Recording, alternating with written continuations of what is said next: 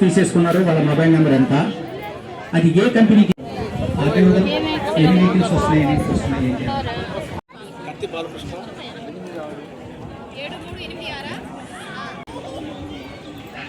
చూడండి. అందరికి ఫార్మాట్ ఇచ్చారో లేదు చూడండి సార్.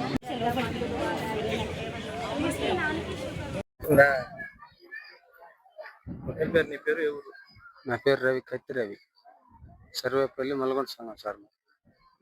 కానీ ఇటుక బట్టలు పోయినాం ఆరుమూరకి. మా కాలనీలోనే మేకలు రావని మేస్త్రి తరఫున పోయినాం, తీసుకొని పోయి పనులు చేయించాడు.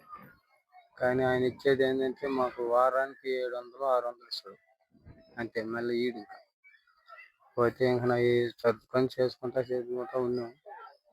కానీ ఇన్ని రోజులకి ఇస్తా బయటపడ్డాను. నేను 4వ సంవత్సరం ఇది.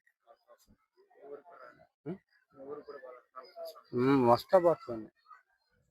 సొంత ఇల్లు ఉంది. మా చేత ఇటుక గోపించేది, ఇటుక మోసి బట్టి వేసేది, కాల్చేది ఏరువాళ్ళు. కానీ ఎక్కువ పని చేసేది అన్నమాట. బాగా కష్టం అనేది. తీసుకున్నారు. కానీ నమ్మకం ఉన్నవాడిని పంపించేది, నమ్మకం లేని వాళ్ళని పంపించేది లేదు ఆ ఓనర్. ఈ మేస్త్రి ఏమంటే ఆయన అడిగిపోండ్రా ఆయన అని మేస్త్రి అని చేటు గారు.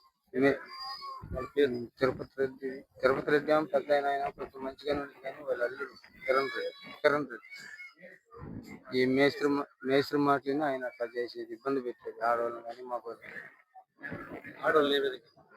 ఆడవాళ్ళని కూడా మగ మనుషులు అనుకునేదిలా, ఆడ మనుషులు అనుకునేది కొట్టేది. ఆయన ఏదైనా పర్ఫెక్ట్ అయినా కొట్టేది.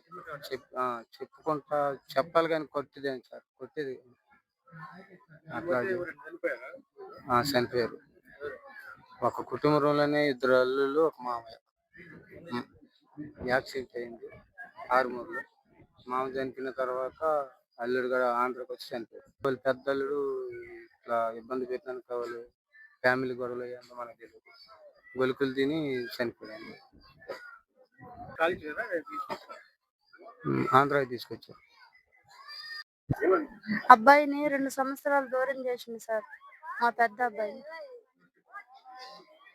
2 సంవత్సరాలు దూరం చేసి ఇదిగో పైసలు ఎక్కువ రాసింది సార్. ఒకే డేట్లోనే ఇన్ని పైసలు మా అబ్బాయి ఇట్లా తీసుకొని ఎక్కువ రాసి మమ్మల్ని ఇట్లా ఇబ్బంది పెట్టి, అబ్బాయిని కొట్టి, మమ్మల్ని కొట్టి, చిన్న బాబుని కూడా కొట్టి, నాకు 3 బాబులు సార్. 3 బాబులను కొట్టి పని చేపించుకొని, గొడ్డు కాకిరి చేపించుకొని మా చేత ఇట్లా పంపించి, మాకు పైసలు కూడా ఇవ్వకుండా మా పిల్లల్ని మమ్మల్ని ఇట్లా పంపించాడు సార్.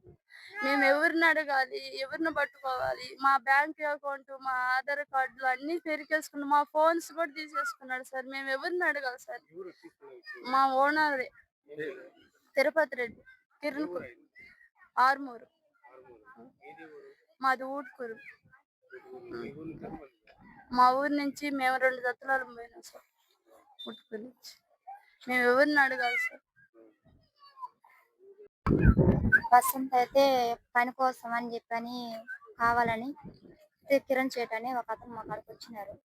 వచ్చి ఇట్లా కోస్తారా మీరు అని అడిగారు. అడిగితే మేము కోస్తామని చెప్పాము. తర్వాత ఉండి డబ్బులు ఇంత అని నాకైతే తెలియదు ఎంత ఇచ్చారు అనేది.